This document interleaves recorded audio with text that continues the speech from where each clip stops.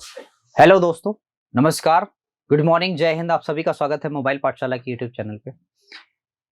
देखो मेरे भाई, मैं आप सभी से ये कहना चाहता हूँ कि प्रॉफिट लॉस अगर कर लिया आपने तो एक नंबर पक्का है और बहुत ज्यादा एफर्ट मारने की जरूरत इसमें होती नहीं है। सिर्फ और सिर्फ कॉन्सेप्चुअल चीजें हैं, या यूं कहूं कि सवाल जैसे लिखा हुआ है वैसे ही आप चलते चले जाएंगे तो भी आप आंसर वाली मंजिल तक पहुंच जाएंगे प्रॉफिट एंड लॉस में। और अगर कहीं भी चीजों को फॉलो करते चले जाएंगे तो आप उस भी मंजिल में पहुंच जाएंगे जहां पे आप जाना चाहते हैं। बात समझ रहे हैं ना मेरी? तो स्टार्ट कर रहे हैं आज का सेशन फटाफट से। एक बार सभी लोग, स्टार्ट करने से पहले मैं सभी से कहना चाहता हूँ कि सेशन को लाइक कर दो, शेयर कर दो अपने दोस्तों में, और चैनल को सब्सक्राइब कर दो जितने लोग नए हो। तो रेड बटन होगा बगल में नीचे, है ना, वीडियो जो चल रही है उसके नीचे होगा। फटाफट सभी लोग सब्सक्राइब बटन दबा दो और इसके बाद जुड़ जाओ और मजा आ जाएगा बिल्कुल। ठीक है, कड़ी मेहनत सफलताओं की गारंटी से नहीं, लेकिन इसके बिना सफलता संभव नहीं है। ठीक है, तो मेरे कहने का ये मतलब है कि गारंटी तो नहीं होती और किसी भी चीज में गारंटी नहीं होती। ठीक, गारंटी वहां दी जाती है जहां पे चीजों को रिप्लेस किया जा सकता है, और मेहनत को रिप्लेस तो नहीं किया जा सकता ना, है? ऐसा तो हो नहीं सकता कि किसी और की मेहनत कहीं और लगा दी जाए, रिप्लेस तो नहीं हो सकता ना। तो इसलिए गारंटी कुछ नहीं है, लेकिन हाँ ये है कि अगर आपने मतलब ईमानदारी के साथ कर लिया तो तुम्हारा कुछ ना कुछ तो हो ही जाएगा और बढ़िया हो जाएगा। समझ रहे हैं? तो पहले सवाल की तरफ चलते हैं और मेरी बात ध्यान से सुनिए। हम सारे के सारे सवाल आप देख सकते हो ऐसे यहां से उठा रहे हैं कि जो आपके प्रीवियस ईयर पेपरों में पूछे गए हैं, पहली चीज। और जहां तक मुझे लग रहा है कि सवाल ऐसे ही पूछे जाने की संभावना। तो मेरी बात ध्यान से सुनिए। पहले जब कभी भी मैं यहां पे एक नोट लिखना चाहता हूं, अगर आपकी इजाजत हो तो, ठीक है, हालांकि मिलने वाला नहीं है आपको, लेकिन मैं लिखना चाहता हूं। नोट ये है कि अगर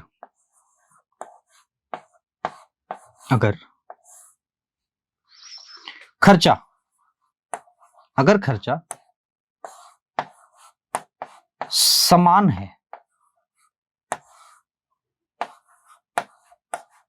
अगर खर्चा समान है तो जिस अनुपात में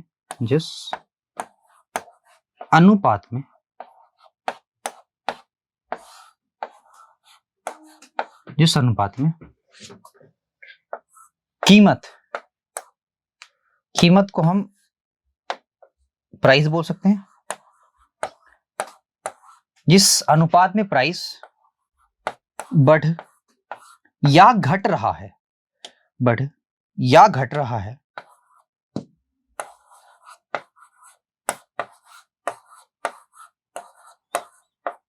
उसके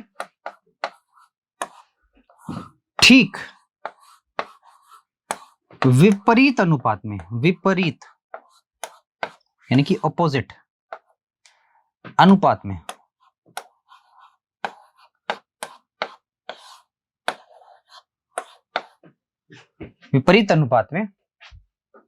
खपत भी, मैं ब्रैकेट में केजी लिख देता हूं, केजी, लीटर भी लिख देता हूं या मीटर भी लिख देता हूं, जिससे आपको समझ में आएगा खपत जो होगी वो हमेशा केजी, लीटर या फिर मीटर में हो सकती है। खपत का मतलब ये नहीं होता कि आप कपड़े भी खा सकते हैं, ऐसी बात नहीं है। खपत का मतलब होता है कि कपड़े आप पहनते तो हैं, तो वो खपत ही होती है, जरूरी नहीं कि हर चीज को खाया ही जाए। ठीक है, तो खपत, उसके ठीक विपरीत अनुपात में खपत घट या बढ़ती है, बढ़ती नहीं है, बढ़ती है, बढ़ती है। ठीक है, लेकिन लिमिट यह है कि आपका खर्चा समान होना चाहिए। अब यहां पे देखिए, खर्चा हमेशा रुपए में ही होगा, हमेशा आप रुपए में ही खर्च करेंगे, और किसी में तो खर्च कर नहीं सकते, डॉलर वॉलर में तो खर्च करेंगे नहीं, रुपए में ही करेंगे। ठीक है, ध्यान से सुनिए। तो यहां पे खर्चा जो है वो 270 है। क्या यहां पे और कहीं भी खर्चा लिखा हुआ है? आप कहेंगे नहीं, कहीं भी खर्चा नहीं है। इसका मतलब खर्चा तो कांस्टेंट है, खर्चा कांस्टेंट है, चाहे मूल्य बढ़े या घटे, खर्चा कांस्टेंट है। अब सवाल में हमें ये देखना होता है कि प्राइस जो है ना, प्राइस जिसको बोलते हैं मूल्य, प्राइस, ये किस अनुपात में बढ़ रहा है या कम हो रहा है। तो देखो जरा, 100 से अगर मैं प्रारंभिक मूल्य 100 मानूं तो 10 कम हो जाता है, तो इसका मतलब अब 90 हो जाता है। मैंने कहा था जिस अनुपात में प्राइस घटा, खर्चा क्या होगा, बढ़ेगा। किस अनुपात में? ठीक बेटा, विपरीत अनुपात में। मैंने यही तो कहा, ठीक विपरीत अनुपात में। यानी प्राइस ऐसे घट रहा है तो खर्चा ऐसे बढ़ेगा। यानी कि 90 से कितना जाएगा, 100 जाएगा। कितना बढ़ेगा सर? 10। किस पे बढ़ेगा सर? 90 पे। अरे बढ़ा तो इस पे ही तो बढ़ेगा कि इस पे बढ़ेगा? इस पे बढ़ेगा तो कहां जाएगा, लेकिन इस पे बढ़ेगा तो 100 तक जाएगा। आप चाहो तो इसको आप हटा सकते हो। यानी कि मैं कह सकता हूं मेरे दोस्त कि अगर पहले मैं खपत 9 यूनिट करता था तो आज मैं 1 यूनिट की बढ़ोतरी कर रहा हूं, 1 यूनिट की बढ़ोतरी कर रहा हूं। आपको मैंने पहले ही बता दिया कि खपत हमेशा केजी में होता है, तो ये 1 यूनिट की बढ़ोतरी, देखो कहीं केजी में कुछ चीजें बढ़ रही हैं क्या? सर एक ही चीज दिख रहा है कि 5 केजी ज्यादा चीनी खरीद पाता है। बेटा 5 केजी की बढ़ोतरी यही तो नजर आ रही है। तो सिंपल सी बात है, ये जो एक है ना, 1 यूनिट, सर 1 यूनिट रिप्रेजेंट कर रहा है 5 केजी को। ठीक है, आपसे जो पूछा है बड़े ध्यान से देखिए। अगर मैं ये बोलूं कि 9 यूनिट की वैल्यू क्या होगी, यानी प्रारंभिक खर्चा क्या होगा, प्रारंभिक खपत क्या होगा, तो 9 पचे 45। अगर मैं ये बोलूं कि पहले मैं 45 खरीद रहा था, आज मैं 5 केजी की बढ़ोतरी कर रहा हूं, तो बाद में मैं कितना खरीद रहा हूं? सर बाद में मैं 50 केजी खरीद रहा हूं। कब? जब सर मूल्य घटेगा तब। आपसे अगर घटा हुआ मूल्य पूछे तो बेटा इससे भाग दे दो। आपसे अगर प्रारंभिक मूल्य पूछे तो प्रारंभिक खपत से भाग दे दो।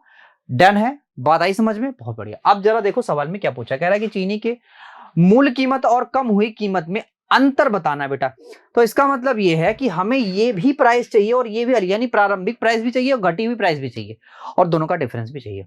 तो मेरे पास जगह की कमी है तो मैं यहां कर देता हूं। ठीक है, तो मेरी बात सुनिएगा, आपको 270 रुपए खर्च करने हैं। ठीक है, तो पहले अगर मैं 45, समझ रहे मेरी बात, अगर मैं 45 केजी खरीदूंगा तो हर केजी का मूल्य इतना होगा और फिर मुझे 270 ही खर्च करने हैं। और अगर मैं मेरे दोस्त, अगर मैं, बात समझिएगा, अगर मैं 50 केजी खरीद रहा हूं तो 1 केजी का मूल्य इतना होगा। देखो अगर आप काटते हो तो 9 तिया 27 होगा, 30 हुआ, और 5 9 45 हो गया। तो 5 से काटोगे सर 6 आएगा, माइनस यहां से काटोगे सर तो 27, यानी कि 5 रुपया 60 पैसा, 5 रुपया 60 पैसा, 40 पैसा होगा, 60 पैसा कहाँ होगा, मैंने काट दिया 5 रुपया 40 पैसा। आप काटोगे तो 5 रुपया 40 पैसा आएगा। दोनों का डिफरेंस 60 पैसा ही होगा।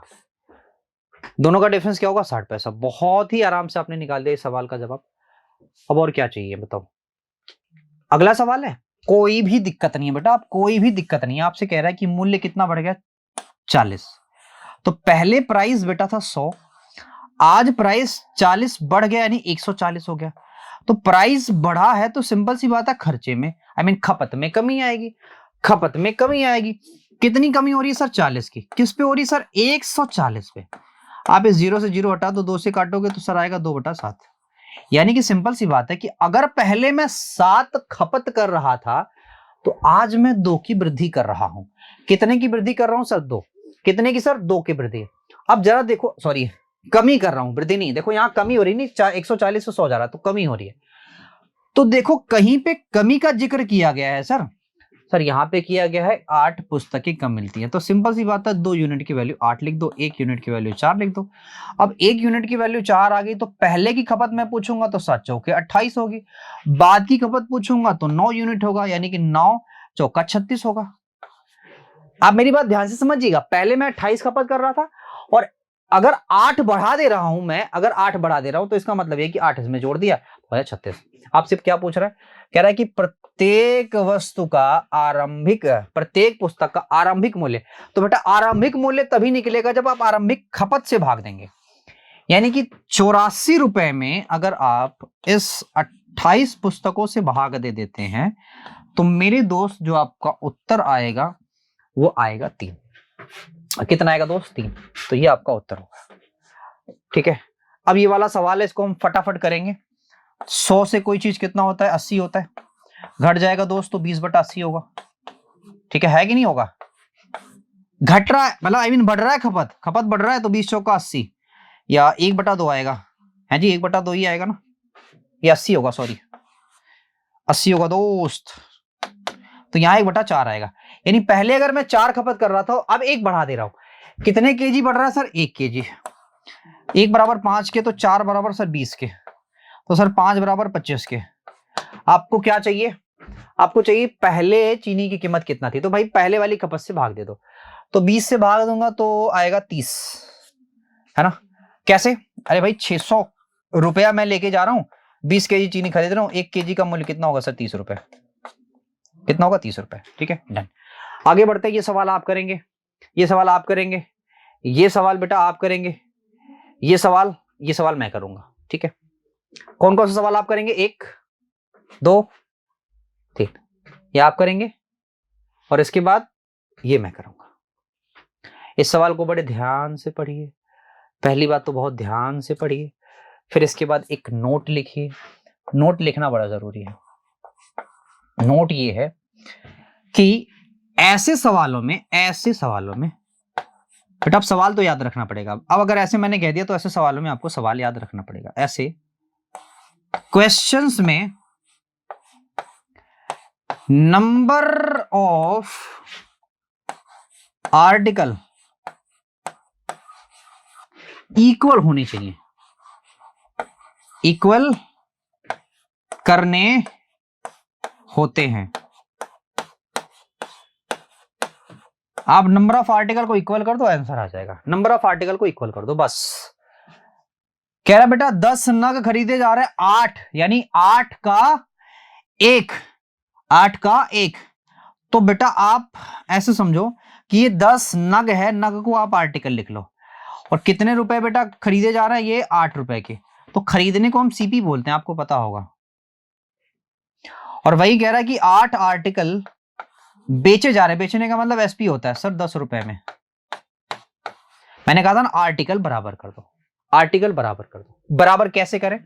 इन दोनों का एलसीएम ले लो। इन दोनों का एलसीएम लोगे तो आएगा 40। अब अगर 40 मुझे बनाना तो 4 का यहां गुड़ा, 5 का यहां गुड़ा, 4 का यहां गुड़ा, 5 का यहां गुड़ा। 4 बट्टे हो गया 32 के, 5 दम हो गया 50 के।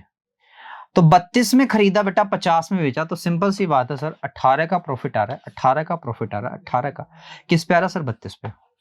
2 से काटोगे सर आएगा 9/16 और गुड़ा 100 कर दो। ठीक है, आई बात समझ में? तो मुझे ये पता है कि 56 पॉइंट समथिंग आएगा, 56 पॉइंट समथिंग आएगा। ठीक है, 56 पॉइंट समथिंग आएगा। 9 चौका 36। ठीक है, 56 पॉइंट समथिंग आएगा। अगला सवाल सेम सवाल है, इसको जरा वैसे ही करते हैं। देखो 6 आर्टिकल कितने के भाव से भाई साहब? 5 रुपए के भाव से। रुपया इधर लिखना, आर्टिकल इधर। वैसे ही 5 आर्टिकल बेटा 6 के भाव से। आप क्या करो? बराबर कर दो। 6 का यहां गुड़ा, 5 का यहां गुड़ा। ठीक है, तो 5 का यहां गुड़ा, 6 का यहां गुड़ा। तो सर 5 25 25 हुआ, 6 6 36 हुआ। तो कितने का भाई प्रॉफिट हो गया सर? 11 का प्रॉफिट। किस पे हो गया सर? 25 पे। गुड़ा 100 कर दो, परसेंटेज निकालना। 25 चौका 100, यहाँ हो गया 4, 11 चौके सर 44। तो 44% का क्या गया? प्रॉफिट। आप देखो कहां पूछा था इसने? स्नातक स्तरीय में पूछा ना। सेम सवाल है, आप करेंगे, कमेंट बॉक्स में आंसर देंगे। सेम सवाल है, सेम सवाल है, सेम सवाल है। ये अच्छा सवाल है।